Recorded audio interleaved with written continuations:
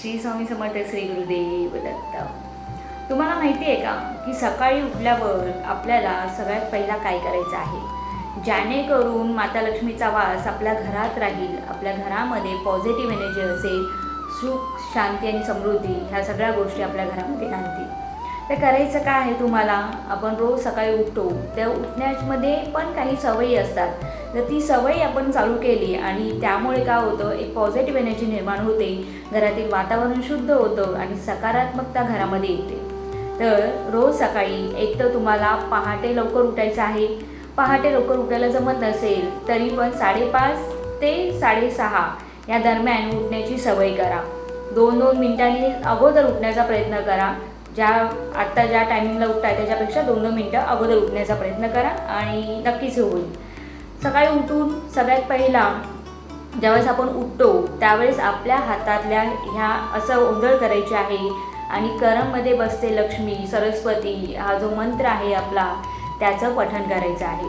खूप छोटीशी गोष्ट आहे, साधारण 1 मिनिट पण लागत नाही. 4 ते 5 ओळी आहेत या मंत्राच्या, त्या बोलायच्या आहे. जर त्याही बोलायला जमत नसतील, फक्त हात असे ओंजळ करा आणि आपल्या हातांकडे बघा.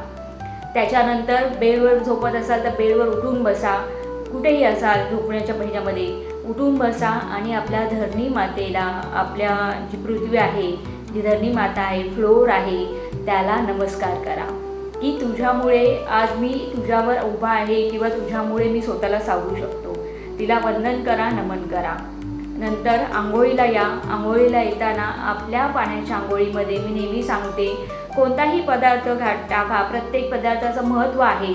म्हणजे हळद आहे, मीठ आहे, अत्तर, चंदनची पावडर भेटते किंवा जर तुमच्याकडे गुलाबजल असेल, गोमूत्र असेल, रंगजल असेल, तेही टाकूनसुद्धा तुम्ही आंघोळ करू शकता. इलायचीसुद्धा सगळ्यात महत्त्वाचा बेनिफिट देणारा पदार्थ म्हणजे इलायची आहे, जी माता लक्ष्मीलाही प्रिय आहे. ते टाकूनही तुम्ही आंघोळ करू शकता. आंघोळ झाल्यानंतर स्वच्छ कपडे परिधान करा. ज्यावेळेस तुम्ही देवपूजा करता त्यावेळेस हलक्या रंगाचे कपडे, म्हणजे जेणेकरून आपल्याला पॉझिटिव्ह फील होईल, ते कपडे परिधान करून सगळ्यात प्रथम आपल्या घरातील जी तुळशी माता आहे तिला जल अर्पण करायचं आहे, तिची पूजा करायची आहे.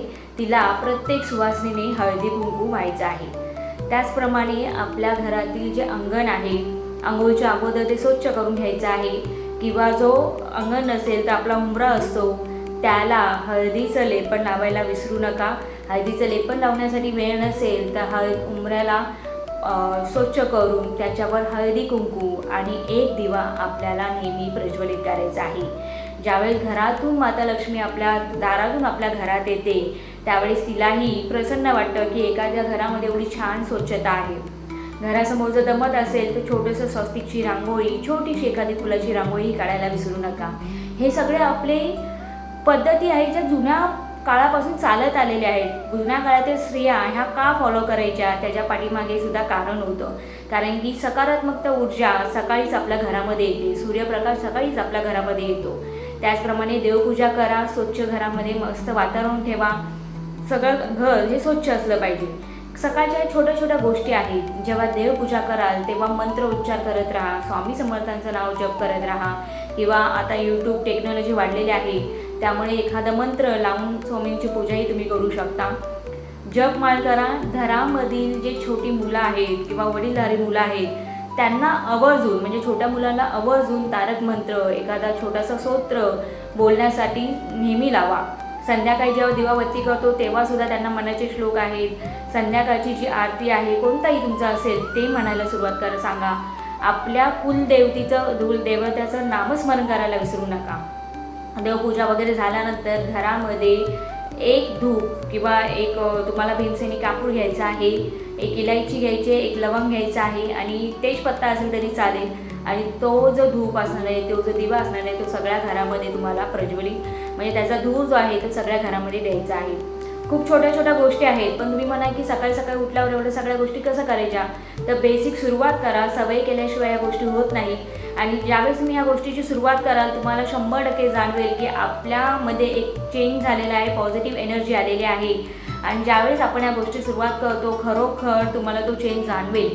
घरामध्ये सकारात्मकता वाढवेल, घरातील वातावरण शांत होईल, घरामध्ये भांडणं कमी होतील, पॉझिटिव्ह एनर्जी येईल आणि नवीन नवीन पैशाच्या संधी उपलब्ध होतील. आपल्यामधील मतभेद कमी होतील, नवरा बायकोमधली मतभेद कमी होतील आणि आपल्या मुलांवरही, छोट्या मुलांवरही चांगले संस्कार पडतील. खूप छोट्या गोष्टी आहेत, पण नक्की करा. आणि व्हिडिओ आवडला असेल तर कमेंटमध्ये लिहायला विसरू नका. श्री स्वामी समर्थ. श्री